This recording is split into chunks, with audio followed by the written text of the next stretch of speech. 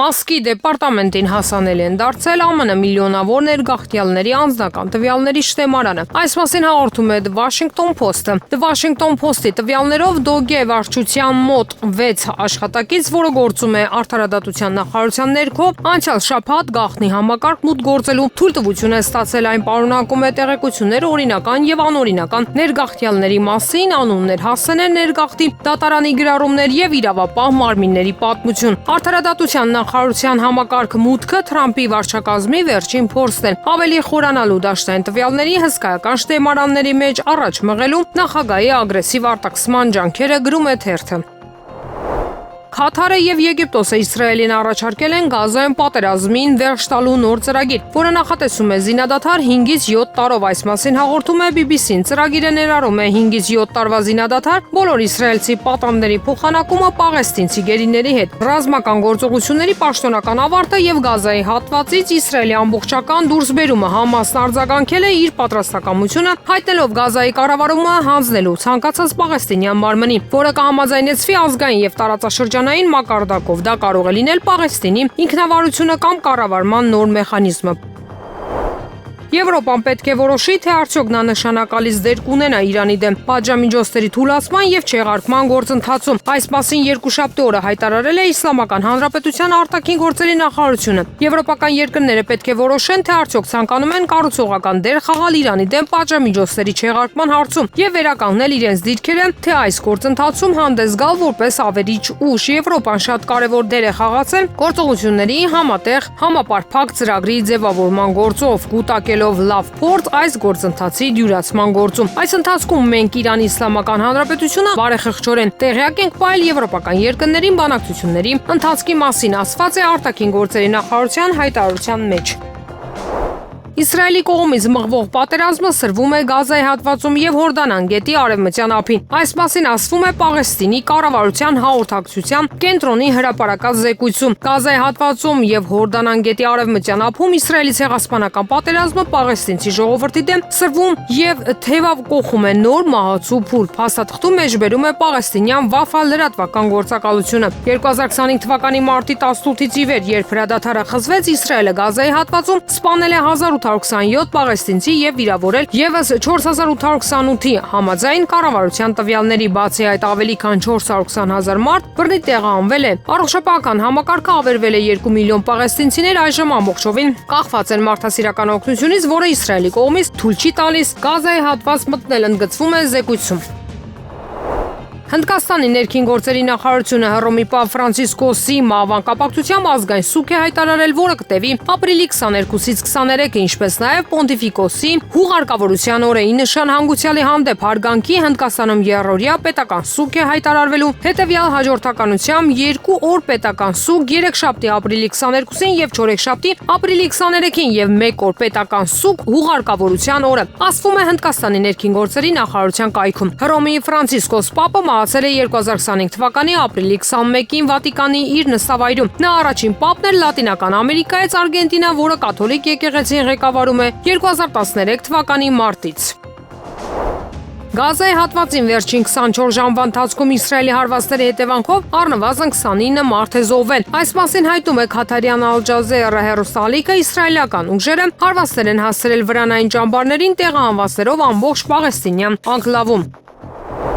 Եվրամիությունը հարգանքի տուրք է մատուցել Հռոմի Ֆրանցիսկոս Պապին, իջեցնելով դրոշները։ Աշխարհը սգում է Հռոմի Ֆրանցիսկոս Պապի մահը, նա ոգեշնչեց միլիոնավոր մարդկանց իր խոնարհությամբ ու մաքուր սիրով։ Մեր մտքերը բոլոր նրանց հետ են, ովքեր սգում են այս խորը կորուստը։ Թող նրանք մխիթարվեն այն մտքով, որ Ֆրանցիսկոս Պապի ժառանգությունը կշարունակի առաջնորդել մեզ դեպի ավելի արդար խաղաղ աշխարհ, ասել է Եվրոպական հանձնաժողովի գլխավոր քարտուղարի տեղակալը, նշելով, որ Եվրամիության նախագահ կմեկնի Հռոմ մասնակցելու Հռոմի Պապ Ֆրանցիսկոսի հուղարկավորության արարողությանը։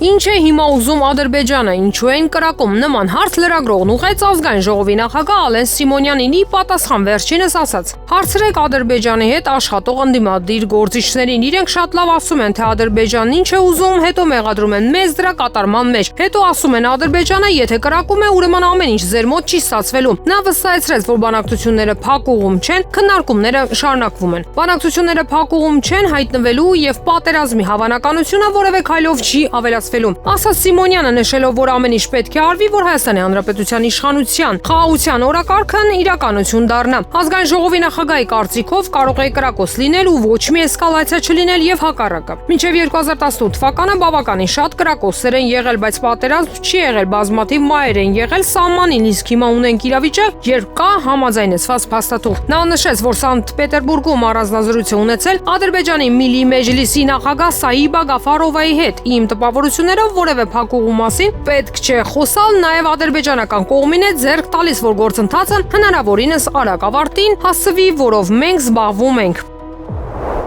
Հայաստանի Հանրապետության կառավարության հերթական նիստը տեղի կունենա չորեքշաբթի, ապրիլի 23-ին ժամը 11:00-ի։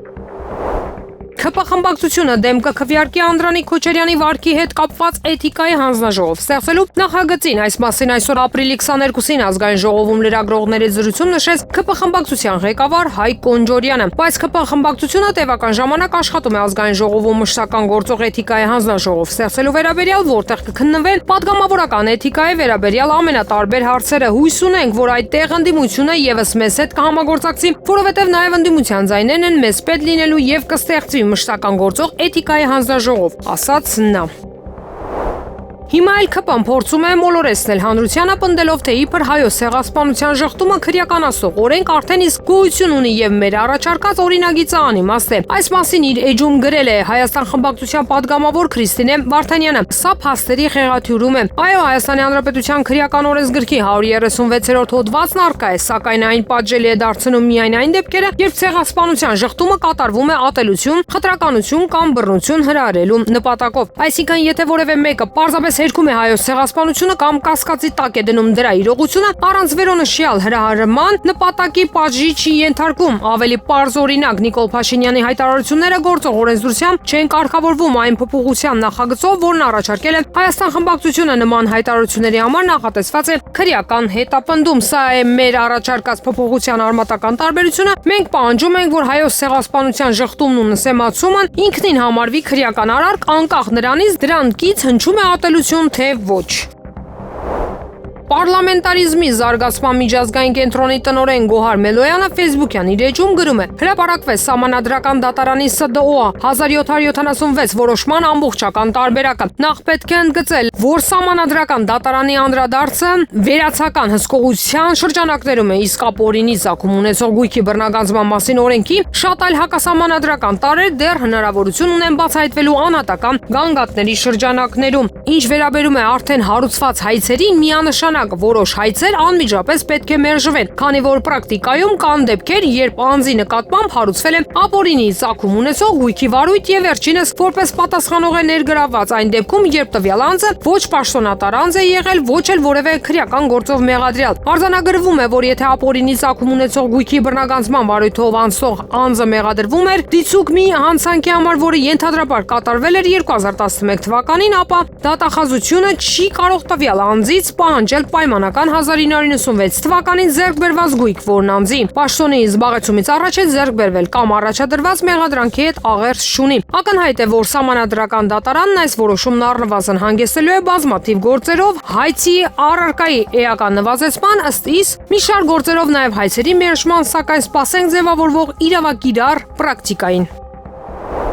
Ռուսաստանի նախագահ Վլադիմիր Պուտինը երեքշաբթի առանձնազրույց կունենա Օմանի սուլթան Հայթամ բեն Թարիկ Ալ-Սաիդի հետ, ինչպես նաև պետական ընթրիք կլինի։ Կկայանա նաև ստորագրված փաստաթղթերի փոխանակում։ Լրագրողներին հայտնել է պետության ղեկավարի մամուլի քարտուղար Դմիտրի Պեսկովը։ Այսօր մեծ օր է ռուս-օմանական հարաբերությունների համար, ինչը կարտացոլվի Պուտինի աշխատանքային գրաֆիկում։ Այնուհետև տեղի կունենան ռուս-օմանական բանակցություններ պետական ընթրիքի ձևաչափով։ Կկայանա ստորագրված փաստաթղթերի փոխանակման արարողությունը, ասել է Պեսկովը։ ԱՄՆ նախագահ Դոնալդ Թրամփի ուկրաինական հակամարտության խաղաղ կարգավորման ծրագիրը կարող է ներառել Կիևի կողմից վերահսկվող տարածքներում եվրոպական զորքերի տեղակայման մասին կետ։ Այս մասին հայտնում է New York Post թերթը վկայակոչելով ամերիկացի պաշտոնյային։ Ամենադժվարը ծրագրում այն է, թե ինչպիսին կլինեն անվտանգության ուժերը։ Մենք նրանց անվանում ենք դիմադրողական ուժեր, հասարակությանը ասել է աղբյուրը։ Դիմակայուն ուժերը անվտանգության երաշխիքների մի մասն են, որոնք ցանկանում են ուկրաինացիները, եւ մենք հույս ունենք, որ նրանք կստանան կլինեն դրանք։ Բացի այդ, քննարկվում է համատեղ հանձնաժողովի ստեղծման հարցը, որը կներառի Ռուսաստանի, Ուկրաինայի եւ ՆԱՏՕ-ի անդամ երրորդ երկրի ներկայացուցիչները հրադադարը վերահսկելու համար, պնդում է New York Post-ը։ ԱՄՆ-ն իբր նույնպես կարող է ներգրավել այս գործընթացում, բայց ոչ որպես ռազմական ուժ տեղում, այլ որպես ֆինանսական ուժ երրորդ երկրի հետ միասին։ Ավելին թերթը գրում է, որ ուկրաինական իշխանությունները ամենայն հավանականությամբ կզիջեն իրենց տարածքի 20%-ը, եթե դա դիտարկվի որպես տարածքների դե ֆակտո ճանաչում, ոչ թե դե յուրե։ Ֆրանսիայի նախագահ Էմանուել Մակրոնը հայտարարել է, որ մասնակցելու է Հռոմի Պապ Ֆրանցիսկոսի հուղարկավորությանը, հայտնում է BFM TV-ին տված մեկնաբանությունում Էմանուել Մակրոնը հաստատել է, որ մասնակցելու է Հռոմի Պապ Ֆրանցիսկոսի հուղարկավորությանը, նշում է հեռուստաալիքը։ Հռոմի Ֆրանցիսկոս Պապը ասել է երկուշաբթի ապրիլի 21-ին 88 տարեկան հասակում։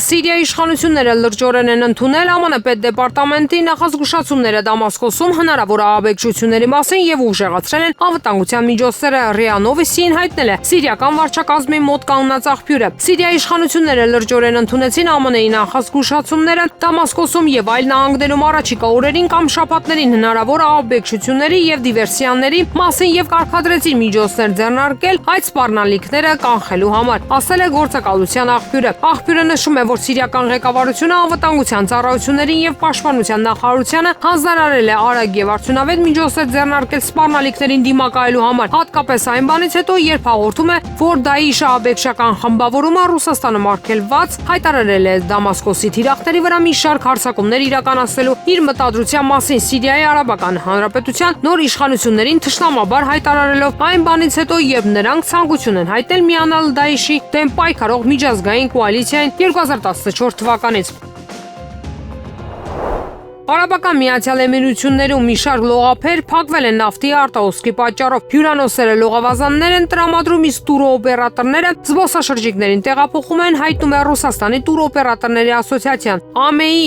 Օմանից ծոցի ափի մի քանի լողափեր Ֆուջեյրա եւ Շարժա Էմիրություններում նավթի արտահոսքի պատճառով փակ են մնում։ Նախորդին հայտնի դարձավ, որ լողի արգելքը ազդել է նաեւ Շարժա Էմիրության Կալբա լողափի վրա։ Այնուամենայնիվ տուրօպերատորները ռուս զբոսաշրջիկներից ստանում են նվազագույն թվով բողոքներ եւ տեղափոխման խնդրանքներ, պարզաբանել է A-Tor-ը։ Ըստ Coral Travel-ի Կալբա լողափի եւ շրջակայքի հյուրանոցները իրենց հաճախորդների լավագույն նախասիրությունների շարքում չեն։ Մեկ այլ տուրօպերատոր էլ հայտնել է, որ զբոսաշրջիկների կողմից վերաբնակեցման հարցումներ կան, ընթացքի մեջ են ընտրվում են այլ ընտրանքային տարբերակներ, բայց դա տարածված երևույթ չէ։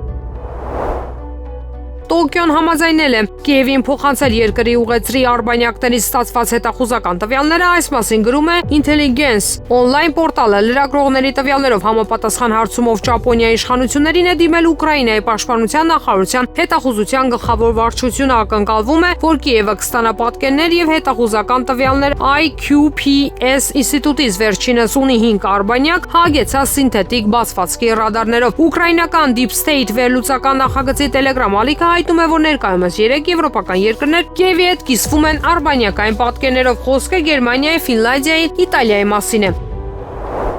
Գեղարդ գիտավերլուծական հիմնադրամը անդրափորձերին։ Ադրբեջանի հերթական քարոզչական նախաձեռնությանը Վարշավայում կազմակերպված լուսանկարչական ցուցահանդեսին հիմնադրամը դատապարտում է Ադրբեջանի շարունակական փորձերը խեղաթյուրելու պատմական իրականությունը եւ միջազգային հարթակներում տարածելու կեղծ թեզեր։ Նշվում է, որ Արևմտյան Ադրբեջանը մեր մշակութային հիշողության մեջ խորագրի ներքո ներկայացված ցուցահանդեսը կրում է ակնհայտ հակահայկական բնույթ։ Գեղարդ հիմնադրամը կոչ է անում բոլոր այն երկրներին ու կազմակերպություններին, որոնք կազմակերպում եւ անցկացնում են նմանատիպ միջոցառումներ, չնպաստել Ադրբեջանի կողմից հակահայկական կեղծ թեզերի տարածմանն ու Բաքվի կողմից հայկական մշակութային ժառանգության յուրացման հերթական փորձերին։ Հիմնադրամի հոդվածն ամբողջությամբ ներկայացնում է Էքստորիև։ Գեղարդ հիմնադրամը կոչ է անում բոլոր այն երկրներին ու կազմակերպություններին, որոնք կազմակերպում եւ անցկացնում են նմանատիպ միջոցառումներ, չնպաստել Ադրբեջանի կողմից կեղծ թեզերի տարածմանն ու Բաքվի կողմից հայկական մշակութային ժառանգության յուրացման հերթական փորձերին։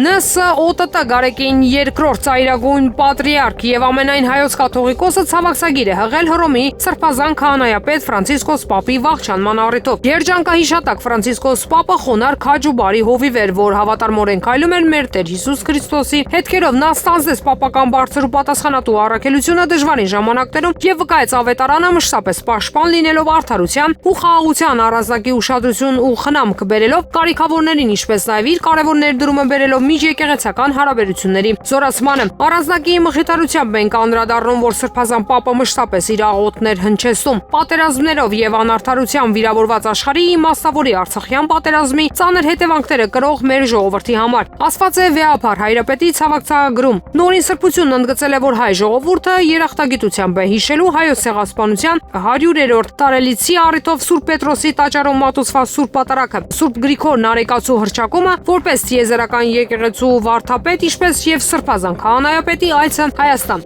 Ամենայն հայոց կաթողիկոսն իր աղոթն է վերառաքել առ Աստված երջանկահիշատակ Սրբազան Պապի հոգու հանգստության, խաղաղության, ինչպես եւ ողջ կաթոլիկ եկեղեցու հոգեվոր դասին եւ հավատացելուց մխիթարության համար։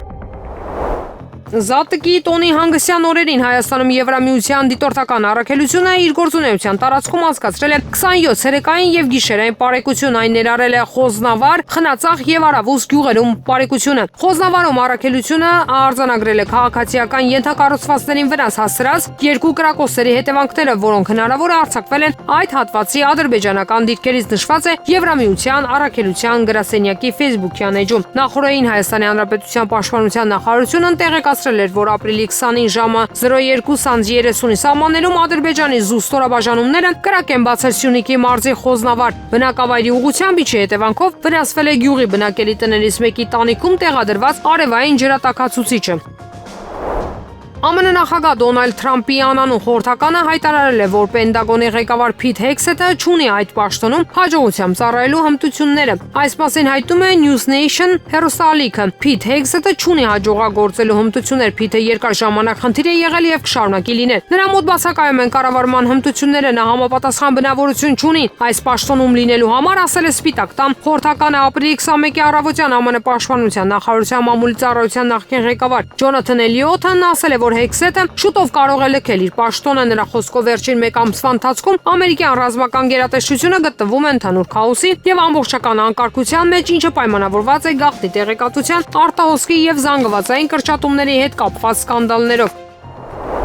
Ուկրաինայում անհրաժեշտ է ուժեղացնել մոբիլիզացիան երկրի զինված ուժերի շարքերում մեծ կորուստների եւ դասալքության պատճառով։ Այս մասին հայտարարել է Գերագույն Ռադայի պատգամավոր Նինա Յուժանինան YouTube-ի News Live ալիքին տված հարցազրույցի ժամանակ։ Չեմ ուզում թվեր բարձրաձայնել, բայց աղետալի իրավիճակը, որը կապված է ստորաբաժանումների չարտոնված լքման կորուստների եւ այլ բաների հետ, վկայում այն մասին, որ մենք այժմ նոր ուժեր մոբիլիզացնելու մեծ կարիք ունենք, ասել է Յուժանինան։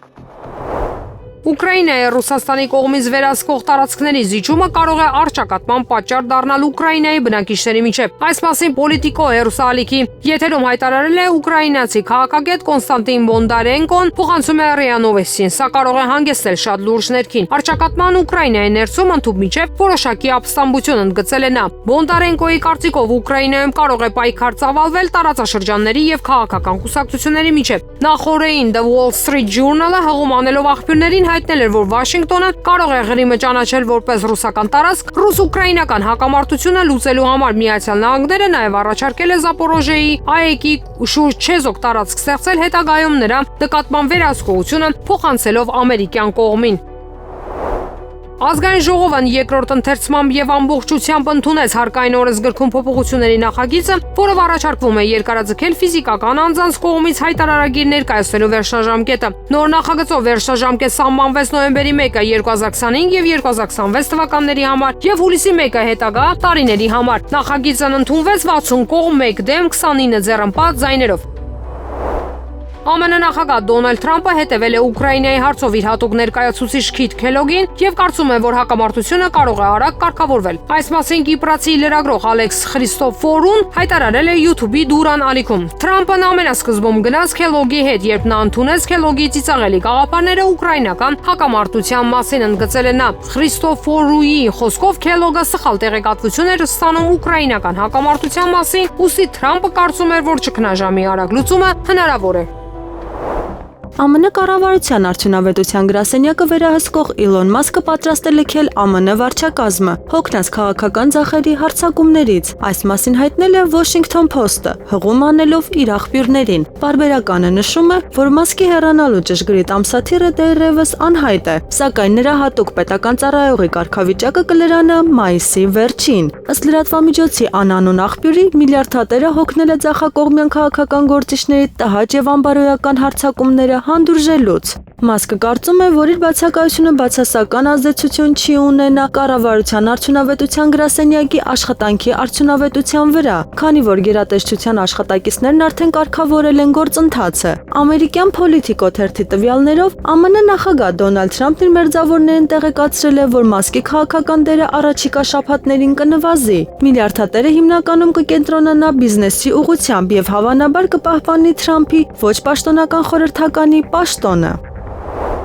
Իրանը պատրաստ է ԱՄՆ-ի հետ կնքել միջուկային համաձայնագիր հավասար պայմաններով եւ եթե հարգվեն Իսլամական Հանրապետության ազգային շահերը։ Այս մասին հայտարարել է Իրանի նախագահ Մազուդ Փեզեշքյանը։ Միացյալ Նահանգների հետ բանակցությունների հետ կապված որոշակի սահմաններում եւ ազգային շահերից ելնելով մենք պատրաստ ենք համաձայնության, բայց եթե նրանք չցանկանան մեզ հետ հավասար պայմաններով գործար կնքել, մենք կշարունակենք գնալ մեր ճանապարհով, ասել է Իրանի նախագահը։ ԱՄՆ-ի հետ բանակցությունների երկրորդ փուլից հետո նա կրկնել է Իրանի գերագույն առաջնորդ Ալի Խամենեիի հնչեցրած դիրքորոշումն այն մասին, որ Թեհրանը հոռետեսորեն է դիտարկում բանակցությունները եւ լավատես չէ։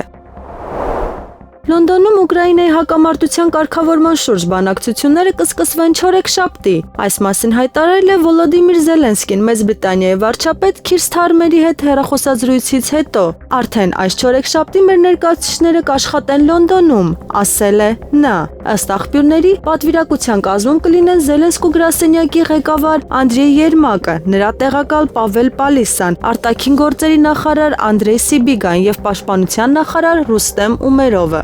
Հենց այս կազմն է ներկայացել Ուկրաինան Սաուդյան Արաբիայում նախորդ բանակցություններում եւ հաստատվել Զելենսկու կողմից։ Սպիտակ տան կառավարման եւ բյուջեի գրասենյակի ղեկավար Ռասել Վութը կարող է փոխարինել միլիարդատեր Իլոն Մասկին ԱՄՆ կառավարության արդյունավետության դեպարտամենտի ղեկավարի պաշտոնում։ Այս մասին հայտնում է Bloomberg-ը, հղում անելով բարձրաստիճան աղբյուրներին։ Թրամփի վարչակազմի պաշտոնյան, ով խնդրեց անհայտ մնալ, ասաց, որ ըստ տարածված կարծիքի Վութը պատրաստվում է փոխարինել Մասկին, գրում է գործակալությունը։ Հրատարակության աղբյուրի համաձայն Վութն արդեն ինքնահաստատվել է որպես կոմպետենտ անձնավորություն, ինչպես նաև նվիրվածության եւ գիտելիքի յուրահատուկ համադրություն, թե ինչպես է իրականում աշխատում կառավարությունը։ Ոչ ոք չի կասկածում, որ հաղթանակը կլինի Ռուսաստանինը, ընդգծել է ՌԴ նախագահ Վլադիմիր Պուտինը մունիցիպալիտետների ղեկավարների հետ հանդիպման ժամանակ։ Հանդիպման մասնակիցներից մեկը, ԼԺՀ Ստարոբելսկի մունիցիպալ շրջանի ղեկավար Վլադիմիր Չերնևը, ավարտելով իր զեկույցը նախագահին եզրակացրել է. հաղթանակը կլինի Ռուսաստանինը։ Ոչ ոք դրանում չի կասկածում եւ լավ է, որ դուք մեզ հիշեցնում եք այդ մասին, որպես մարտական փորձ ունեցող մարդ, անմիջապես արձագանքել է Պուտինը։ Երևանի ավագանու քաղաքացիական պայմանագիր խմբակցության անդամ Նարեկ Մանուկյանն իր դիմումի համաձայն դադարեցրել է ավագանու անդամի իր լիազորությունները։ Այս մասին հայտարարեց Երևանի քաղաքապետ Տիգրան Ավինյանը։ Նա նշեց, որ Մանուկյանի մանդատը տվել է քաղաքացիական պայմանագիր կուսակցության ընտրական ցուցակի հերթական հաջորդ թեկնածու Արևիկ Բլեջյանցին։